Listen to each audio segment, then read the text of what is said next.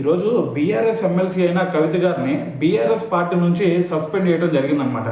అయితే దీనికి అసలు మెయిన్ రీజన్ ఏంది భయ్యా, అసలు ఎందుకు సస్పెండ్ చేశారు అంటే దీనికి ఒకటే రీజన్ ఏంటంటే, అంతకుముందు కవిత గారు బీఆర్ఎస్ నాయకులను ఉద్దేశించి కొన్ని కామెంట్స్ చేశారనమాట.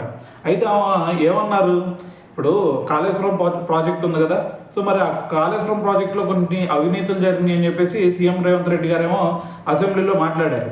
సో దాని గురించి సిబిఐ ఎంక్వైరీ కూడా వేయాలనుకుంటున్నాం అని చెప్పేసి ఆయన మాట్లాడిన తర్వాత దాని గురించి ఇటువైపు కవిత గారు రియాక్ట్ అయ్యారనమాట. అయితే ఆమె ఏమన్నారు, మరి ఈ కాళేశ్వరం ప్రాజెక్టులో కేసీఆర్ గారికి అంత సంబంధం లేదు, మెయిన్గా దీంట్లో అవకతవకలు లేదు అంటే దీంట్లో కుంభకోణం చేసింది ఇటువైపు హరీష్ రావు గారు, దాని తర్వాత మరి సంతోష్ రావు గారు. సో వీళ్ళే దీంట్లో అవినీతి ఎక్కువ చేశారు.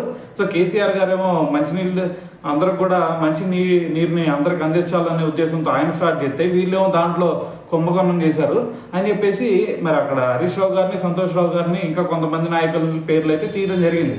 సో మరి ఈ విధంగా మరి బీఆర్ఎస్ నాయకుల పేర్లు తీయటం వల్ల మరి ఆ పార్టీకి కూడా కొంచెం బ్యాడ్ నేమ్ వచ్చింది కదా.